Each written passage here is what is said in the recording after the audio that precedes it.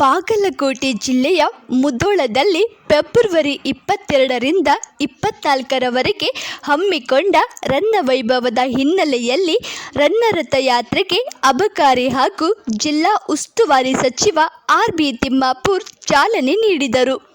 ಮುಧೋಳ ತಾಲೂಕಿನ ರನ್ನಬೆಳಗಲಿಯ ರನ್ನ ಸರ್ಕಲ್ನಲ್ಲಿ ರನ್ನ ರಥಯಾತ್ರೆಗೆ ಚಾಲನೆ ನೀಡಿ ಮಾತನಾಡಿದ ಅವರು, ಈ ರನ್ನ ರಥಯಾತ್ರೆ ರನ್ನಬೆಳಗಲಿಯಿಂದ ಪ್ರಾರಂಭವಾಗಿ ಮುಧೋಳ ತಾಲೂಕಿನ ವಿವಿಧ ಗ್ರಾಮ ಪಂಚಾಯಿತಿಯ 72 ಗ್ರಾಮಗಳಿಗೆ ಸಂಚರಿಸಿ ಮರಳಿ ರನ್ನಬೆಳಗಲಿಗೆ ಮುಕ್ತಾಯಗೊಳ್ಳಲಿದೆ. ರನ್ನ ರಥಯಾತ್ರೆ ಗ್ರಾಮಗಳಿಗೆ ಆಗಮಿಸಿದಾಗ ವಿಜೃಂಭಣೆಯಿಂದ ಸ್ವಾಗತಿಸಿ ಬೀಳ್ಕೊಡಬೇಕು. ಈ ಕಾರ್ಯಕ್ರಮದಲ್ಲಿ ಸಾರ್ವಜನಿಕರು ಪಾಲ್ಗೊಳ್ಳುವ ಮೂಲಕ ರನ್ನ ರಥಯಾತ್ರೆ ಕಾರ್ಯಕ್ರಮ ಯಶಸ್ವಿಗೊಳಿಸಲು ತಿಳಿಸಿದರು. ಈ ಯಾತ್ರೆಯು ರನ್ನನ ಗತವೈಭವ ಸಾರಲಿದ್ದು, ಸಾಂಸ್ಕೃತಿಕ ಕಾರ್ಯಕ್ರಮದ ಯಶಸ್ವಿಗೆ ಸಾಕ್ಷಿಯಾಗಲಿದೆ.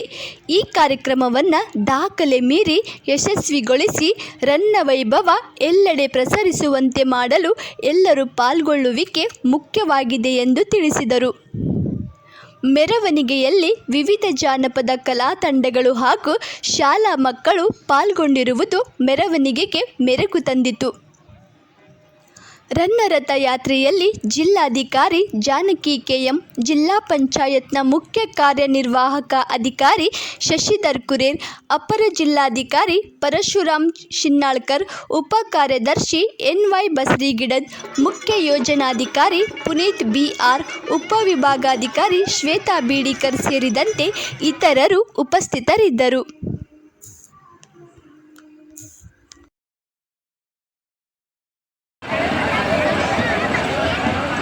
ಬಾಗಲಕೋಟೆ ನಗರದ ಮೋಟಗಿ ಬಸವೇಶ್ವರ ದೇವಾಲಯದ ಜಾತ್ರಾ ಮಹೋತ್ಸವ ಅದ್ದೂರಿಯಾಗಿ ನೆರವೇರಿತು.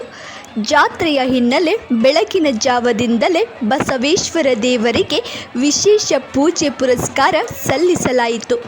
ಸಂಜೆ ಸಮಯದಲ್ಲಿ ರಥೋತ್ಸವ ಜರುಗಿತು. ಸಾವಿರಾರು ಸಂಖ್ಯೆಯ ಭಕ್ತರ ಸಮ್ಮುಖದಲ್ಲಿ ರಥೋತ್ಸವ ನೆರವೇರಿಸಲಾಯಿತು. ಬಾಗಲಕೋಟೆ ನಗರದ ಜಾತ್ರೆಯ ಹಿನ್ನೆಲೆ ಸುತ್ತಮುತ್ತಲಿನ ಗ್ರಾಮಗಳಿಂದ ಭಕ್ತರು ಆಗಮಿಸಿ ಪೂಜೆ ಪುರಸ್ಕಾರ ಸಲ್ಲಿಸಿ ಭಕ್ತಿಯನ್ನು ಮೆರೆದು ರಥೋತ್ಸವದಲ್ಲಿ ಭಾಗಿಯಾದರು.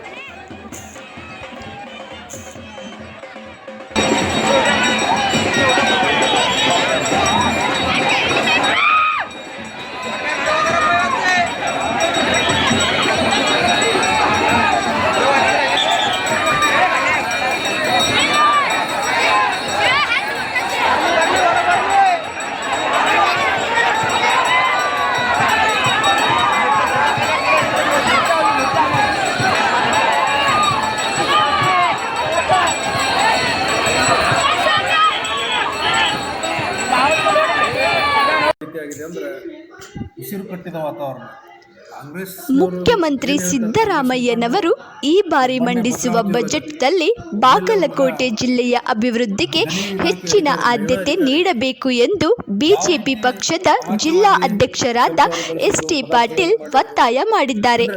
ಅವರು ಬಾಗಲಕೋಟೆಯ ನವನಗರದ ಪತ್ರಿಕಾಭವನದಲ್ಲಿ ಮಾಧ್ಯಮಗಳಿಗೆ ಮಾತನಾಡುತ್ತಾ, ಸಿದ್ದರಾಮಯ್ಯನವರು ರಾಜಕೀಯ ಭವಿಷ್ಯ ರೂಪಿಸಿದ ಜಿಲ್ಲೆಯಲ್ಲಿ ಪ್ರವಾಸಿ ತಾಣ ಅಭಿವೃದ್ಧಿ, ನೇಕಾರರ ಸಮಸ್ಯೆ ಹಾಗೂ ನೀರಾವರಿ ಯೋಜನೆಗಳ ಅಭಿವೃದ್ಧಿಗೆ ಒತ್ತು ನೀಡಬೇಕಾಗಿದೆ. ಜಿಲ್ಲೆಯ ಜನತೆಯ ಋಣ ತೀರಿಸುವುದಾಗಿ ಭರವಸೆ ನೀಡಿದ್ದೀರಿ.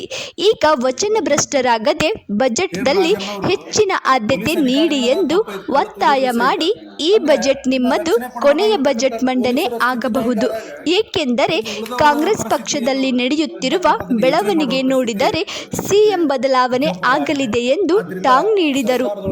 ಇದೇ ಸಮಯದಲ್ಲಿ ಕಾರ್ಮಿಕ ಸಚಿವರಾದ ಸಂತೋಷ್ ಲಾಡ್ ಮೋದಿ ವಿರುದ್ಧ ಹೇಳಿಕೆ ನೀಡಿರುವುದನ್ನು ಖಂಡಿಸಿ ಸಚಿವರಾಗಿ ಸಣ್ಣತನವಾಗಿ ಮಾತನಾಡುವುದು ಶೋಭೆಯಲ್ಲ, ಎಚ್ಚರಿಕೆಯಿಂದ ಮಾತನಾಡಿ ಎಂದು ಕಿಡಿಕಾರಿದರು.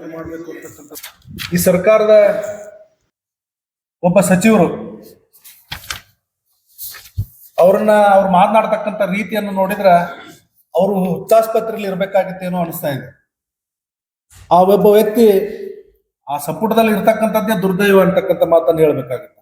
ಸಚಿವ ಸಂತೋಷ್ ಲಾಡ್ ರಾಜ್ಯದ ಜನತೆಗೆ ಪ್ರತಿ ಬಾರಿ ತಪ್ಪು ಅಂಕಿ ಸಂಖ್ಯೆ ನೀಡೋದು, ಬೇಕಾಬಿಟ್ಟಿ ನಾಲಿಗೆ ಹರಿಬಿಡೋದು, ಪ್ರಧಾನಿ ಮೋದಿ ಆದಿಯಾಗಿ ಎಲ್ಲರನ್ನೂ ವಾಚಾಮಗೋಚರವಾಗಿ ಟೀಕಿಸುವುದು. ಟೀಕೆಗೆ ಪ್ರಜಾಪ್ರಭುತ್ವದಲ್ಲಿ ಯಾರೂ ಕೂಡ ಅತೀತರಲ್ಲ. ಆದರೆ ಸ್ಥಾನದ ಸಭ್ಯತೆಯ ಎಲ್ಲೆ ಮೀರಬಾರದು.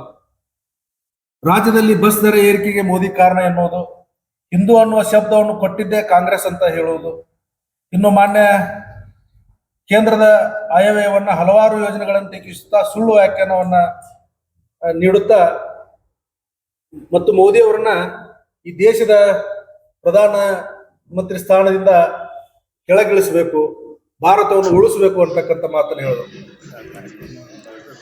ಶ್ರೀಮತಿ ತ್ರಿವೇಣಿ ಶೆಲ್ಲಿಕೇರಿ ಪ್ರತಿಷ್ಠಾನ ಎಂಡಿಗೇರಿ ಜಿಲ್ಲೆ ಬಾಗಲಕೋಟೆ ವತಿಯಿಂದ ಕೊಡಮಾಡುವ ತ್ರಿವೇಣಿ ಶೆಲ್ಲಿಕೇರಿ ಸಾಹಿತ್ಯ ಪ್ರಶಸ್ತಿ 2024 ಪ್ರಶಸ್ತಿ ಪ್ರದಾನ ಸಮಾರಂಭ ಇದೇ ಫೆಬ್ರವರಿ 23ರಂದು ಹಮ್ಮಿಕೊಳ್ಳಲಾಗಿದೆ ಎಂದು ಪ್ರತಿಷ್ಠಾನದ ಸಂಸ್ಥಾಪಕರಾದ ಮಲ್ಲಿಕಾರ್ಜುನ್ ಶೆಲ್ಲಿಕೇರಿ ತಿಳಿಸಿದ್ದಾರೆ.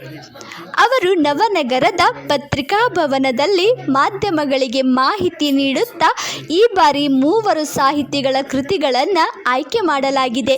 ಅದರಲ್ಲಿ ಗುರುಪ್ರಸಾದ್ ಕಂಟಲಗೆರೆ ಅವರ ಕಾದಂಬರಿ ಅಟ್ರಾಸಿಟಿ, ಶಶಿ ತರೀಕೆರೆ ಅವರ ಕವನ ಸಂಕಲನ ಪ್ಯೂಪಾ ಹಾಗೂ ಲಕ್ಷ್ಮಣ್ ಶೆರೆಗಾರ್ ಅವರ ಕಥಾ ಸಂಕಲನ ತಿದಿಯ ತುದಿಗೆ ಬೆಂಕಿಯ ಉಗುಳು ಕೃತಿಗಳನ್ನು ಆಯ್ಕೆ ಮಾಡಲಾಗಿದೆ ಎಂದು ತಿಳಿಸಿದರು. ಪ್ರಶಸ್ತಿ ಪ್ರದಾನ ಸಮಾರಂಭದಲ್ಲಿ ಜಿಲ್ಲಾಧಿಕಾರಿ ಜಾನಕಿ ಕೆಎಂ ಸೇರಿದಂತೆ ಹಿರಿಯ ಸಾಹಿತಿಗಳಾದ ಶ್ರೀ ಶ್ರೀಧರ್ ಬಳಗಾರ್, ಕೇಶವ್ ಮಳಗಿ ಮತ್ತು ತೋಟಗಾರಿಕೆ ವಿಶ್ವವಿದ್ಯಾಲಯದ ಕುಲಪತಿಗಳಾದ ಡಾಕ್ಟರ್ ವಿಷ್ಣುವರ್ಧನ್ ಅವರು ಭಾಗವಹಿಸಲಿದ್ದಾರೆ.